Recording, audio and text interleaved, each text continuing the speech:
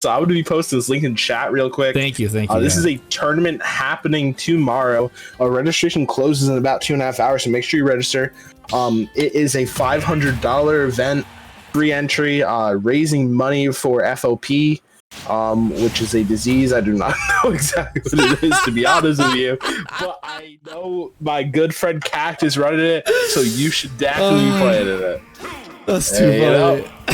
If that's not the most great thing you've ever heard, I don't know what is.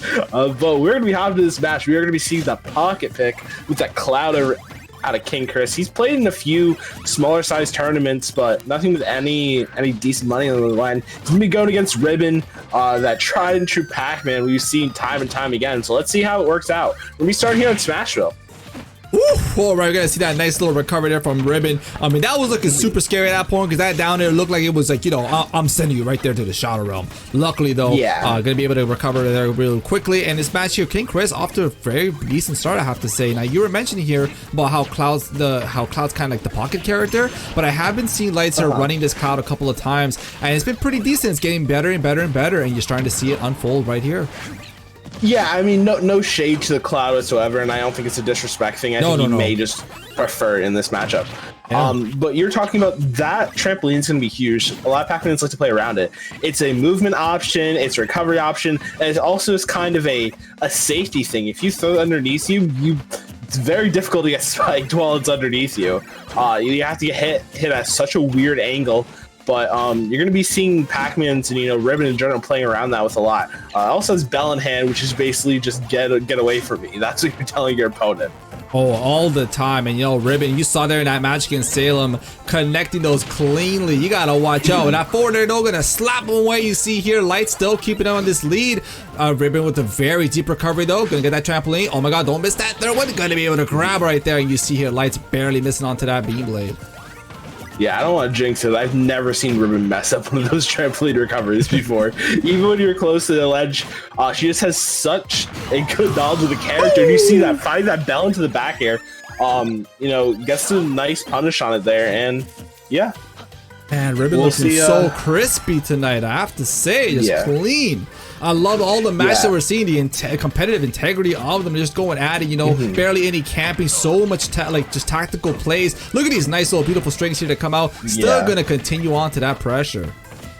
Yeah, and I like Chris's neutral with the character, you know, able to find that back there to clean up the stock, but it feels like he's not really pushing his advantage. You see ZS has advantage. It looks a very certain way. Once you have it, you can kind of just push all forward in all ways, but you're gonna have to do a lot more anti-airing with Cloud. He's not really finding that so far. He's gonna lose that stock, and his advantage has been the thing punishing.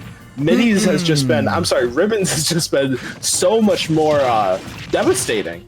Oh yeah, you're definitely calling it right. Oh, but we're gonna see that. But, oh my God, yo, that clutch play. Find that right there. Yeah, that was. Whatever the next step above a Hail Mary, that's what that one was.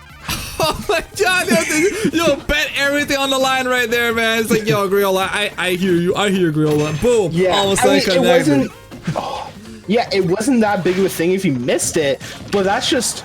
Definitely going for that, and that's the type of thing you hit that once. You don't hit that multiple times. So pulling that out in game one of this set, we're in best of 5 territory. Definitely risky. Gonna find the down air extension. And I thought it was over, man. I thought it was over. Now, the reason why I was going to bring that up is because you saw Ribbon there with that devastating combo there against Salem. And I thought I was going to pull that off yet again. Luckily for King Chris, though. I mean, you're going to be able to survive, but at 122%, you know for sure here, Ribbon just needs that one big hit, and that's going to be ended here for game 1. I mean, he also does have limit online. You can't be you're probably looking for a cross slash. If you're looking for a neutral beat, it's not usually gonna hit. That's what I would say. It'd be you can find it, but against a projectile-based character like Pac-Man, they try to stay very mobile at the ranges that you could effectively use it. You know, always charging fruit and then just kind of hopping around, which I didn't think it would hit. But, you know, the thing with Cloud is they have a very, very solid neutral. So if Chris just plays this extremely safe, doesn't take too many risks, he still has a shot in this match. But obviously, all Ribbon really needs is a Bell or a back air, the two Bs. Oh man, we're going super deep right there for that forward air. Back, you're gonna connect. No, it's not gonna clutch it out just yet. But we gotta talk about this comeback right now. Man, Lights is just going off right here in the latter half here of the game one. Looking for that back here, missing it. I'm very surprised that grab didn't come out. You saw there, Lights was holding that shield for just a little bit too long. Luckily there, and you see there, unfortunately, gonna miss it onto the grab, and Lights is gonna just smelling that victory. Nose is at hand. Oh yeah. This comeback, is it gonna get completed? No, instead it's gonna be the bell into the backer, just like Riola mentioned. That's all that was needed, and boom, you're gonna see that completed there. Ribbon will take game one. Bell in the back air. That's how it always goes with Pac-Man. You know, it was definitely strong play from Chris. It just felt like, one, I was talking about his advantage. He had that one really nice up B spike, but other than that, his advantage was not on point, to be honest.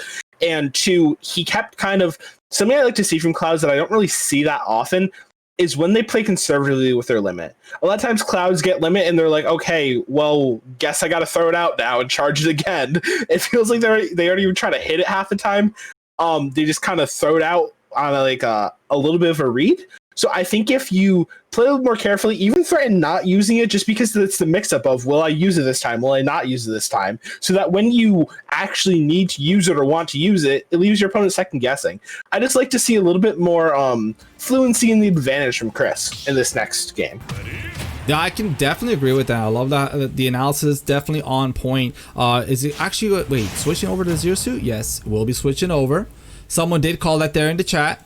But I still think that Cloud was doing pretty decent, but let's see here what the Zero Suit Samus could bring here in game two. Yeah, I think he wanted to try the Cloud. Maybe it's because he thinks it's better for the matchup, or maybe he's just trying to get that Cloud some more experience. Either way, you're going to be seeing the tried and true in this next game. Now we just saw, man, Lights was popping off completely with Zero Suit Samus there up against Fatness in the top 8 qualifier. So you know for sure, definitely playing crispy tonight and could be bringing it here up against Ribbon. So far with this percentage lead, it's not that big of a margin just yet though. But you see just how smooth that movement's been, and that in the spacing just been immaculate right now. Every time connecting with the attack, making sure to just be right outside of the range and making it very, very hard to punish them. Yeah, ZSS, especially that of King Chris's, can definitely camp with the best of them, and I think that's exactly what we're going to be seeing in this game. You know, a minute in and a little bit of damage on each person, but no huge strings. They just kind of were poking at each other right now. That's exactly what Chris is just going to keep on doing, especially with a Zera on platforms. It just makes it so Pac-Man has such a hard time getting anything set up. Oh, but man, as we were talking right there, gassing up Lights, you saw there that up smash was charged, man. That looked like it was going to take it all. That would have definitely taken it all. You see here King Chris trying to go for it all right there off onto the stage. Couldn't connect with anything big just yet though, but still continued on there with this aggression. Just making sure to always be in Ribbon's face there, in their space, not making sure that they're not super comfortable. Once again though, man, that Hydrogen play into the grab has been such wonderful stuff here to come out from Ribbon. Yeah, definitely. Oh, and able to find the back air. So we have to worry about Yoshi's going deep for that one. And that's what I like to call a little bit of babysitting. You're not actually going to threaten Ribbon with it there. You just want to threaten that you're going to threaten. Oh my god. I love that. We're going to see the up smash though. I was to actually catch that jump in.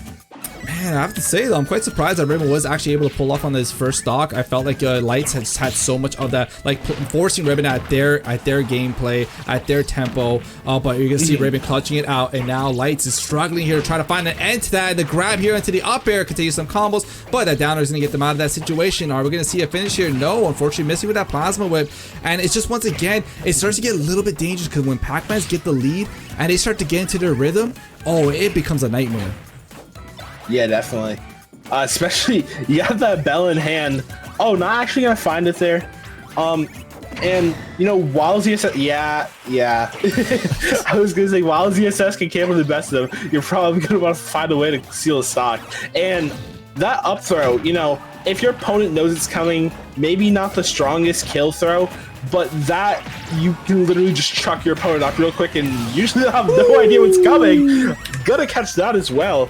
Chris didn't know that was coming, and you're gonna find the down smash, and we're gonna see a little bit of offstage play and stalling from Ribbon as it progresses, just because she can, really. Yeah, that's the answer. Of course, like, you know, just getting that setup there, make sure they got Galaga in hand, and you see just like this with the explosiveness of that 66% on their final stock. I mean, it's not looking too good. Of course, there's always a comeback factor. Players of this caliber, you know, they don't lose easily, so it might be possible here to try to bring this one back. And as we say that there comes the up air. Unfortunately, going to be missing with it. Ribbon here trying to get back onto the stage, but that's already 106% here onto Lights. You know for sure, Ribbon definitely here, just, you know, one smash attack away from a 2-0 set lead.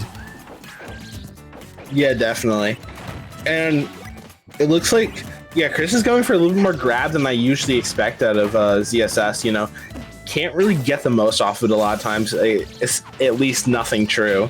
So yeah, like at 66% though, I don't know what they have there. At 60, like at this percent, is there any good confirms for Lights? I don't think so. Fully charged paralyzer into praying.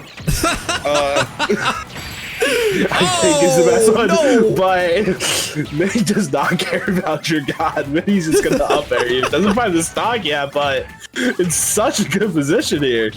Man, I mean, at some point, even the Hydrant's water is gonna kill. I mean, 169% is kind of getting crazy. You know for sure, you know, Pac-Man. I think a back throw anywhere. I think a grab and I think Ribbon knows that.